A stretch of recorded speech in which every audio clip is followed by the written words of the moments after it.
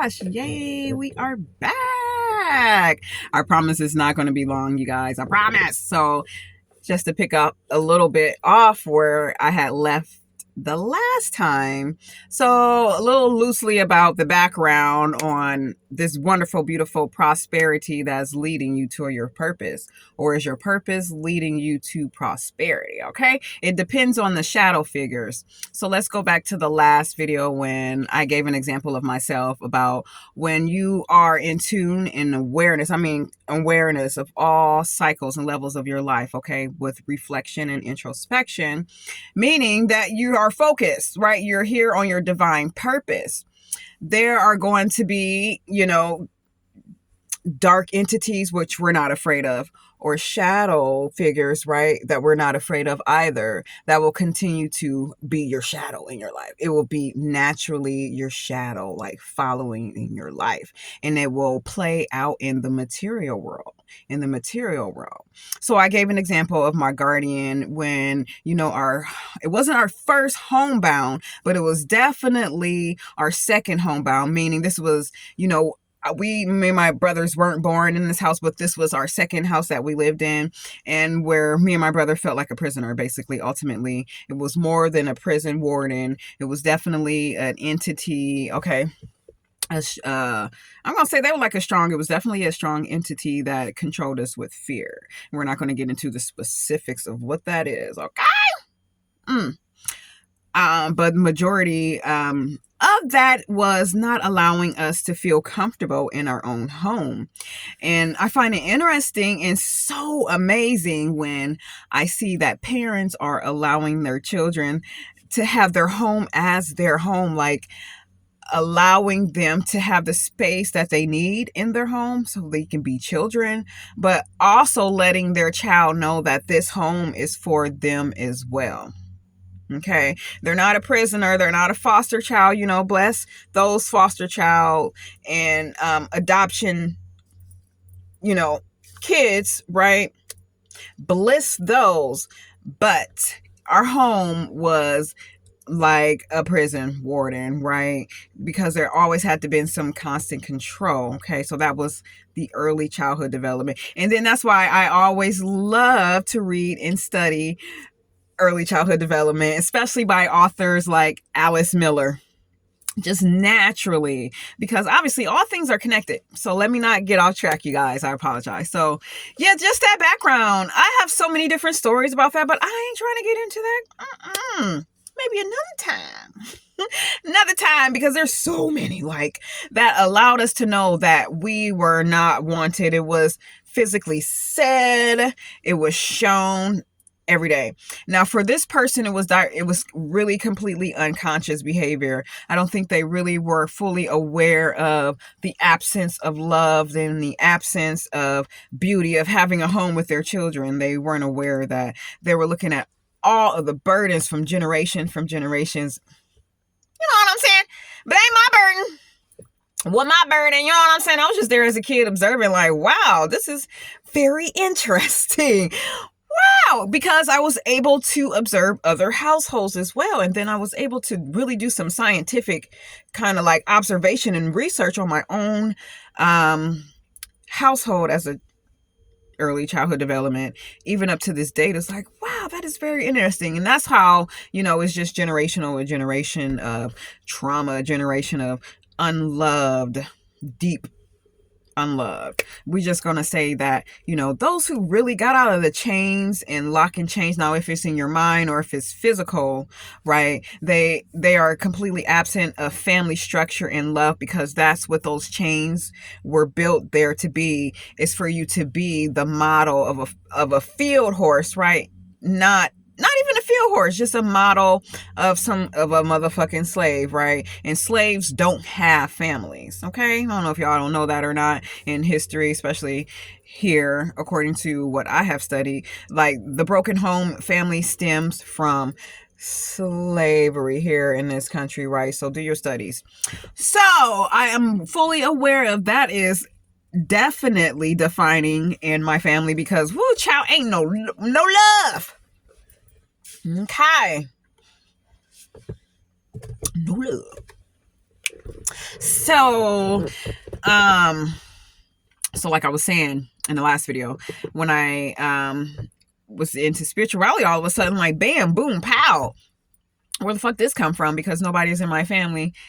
We don't even touch a tarot card. Won't even know nothing about spirituality. As far as in the realms of what we know to be, there are somewhere, with religion or somewhere with, I don't know, it isn't like a reflection thing. Because when I look at spirituality and forms of being spiritual, right?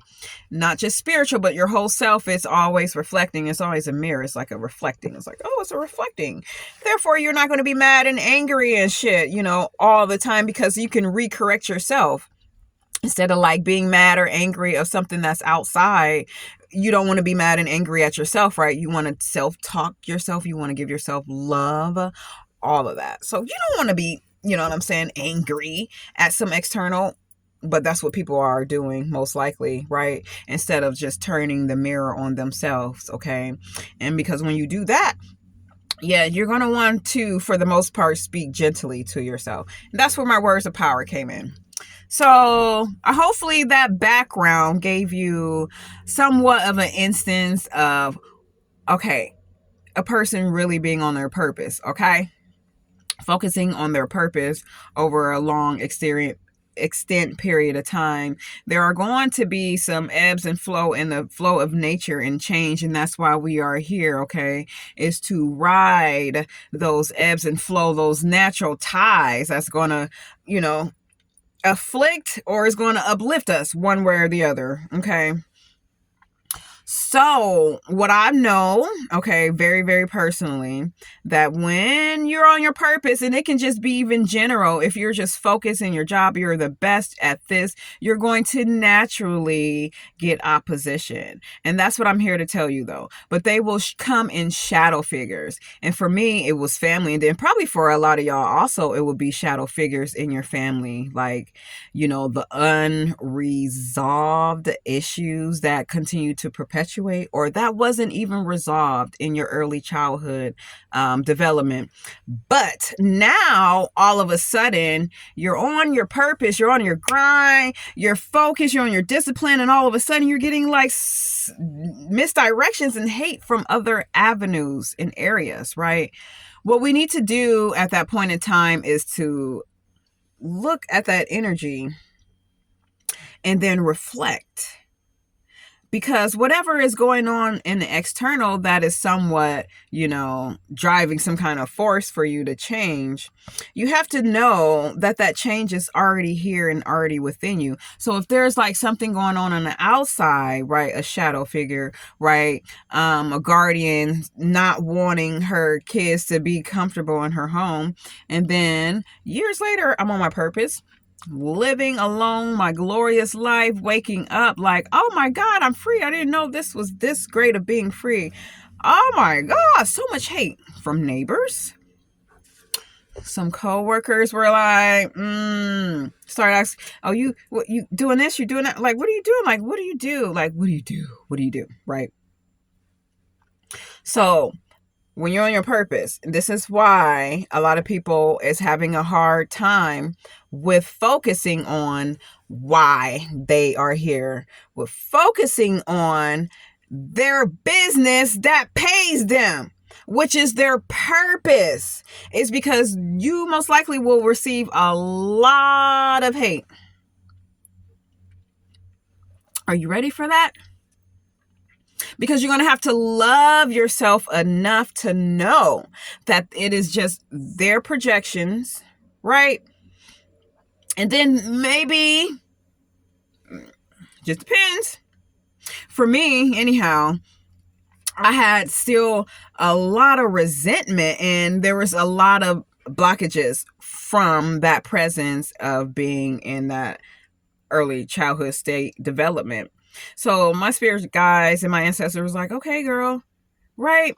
Well, let me show you this. We're going to move you. We're going to have like 3, 4, 5 different instances where you lived, and your neighbors is going to give you all motherfucker.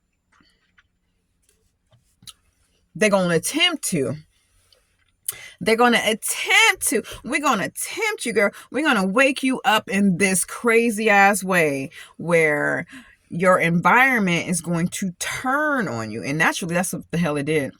I have so many stories and so many instances where I had people moved because of so many disturbances, and or twice I moved because of disturbances naturally, consistently, over and over and over again. There was like non-stop. Like, I was like, wow. So there's something going on within, some early stages of me, some early stages of myself. So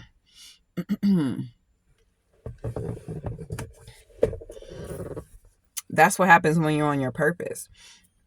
If there are some doors or some gateways from your early stages in your development that hasn't been quite, people will say healed. Some people will say healed, right? Some people say that haven't been unpacked, right? Because you have to realize that not a lot of people are on their purpose. They don't have the allowance, they don't have the time or the awareness to really work on themselves to understand what their true purpose is, right? A lot of people don't have that time, the energy, and the know-how to know why they are here. Okay? So either you're going to get things, ancestors are going to replenish you, they're going to cleanse you all kinds of ways. So either you're going to get things from your early childhood, or you're just going to get, people just in general projecting. And the whole thing is to never stop. It's to keep going.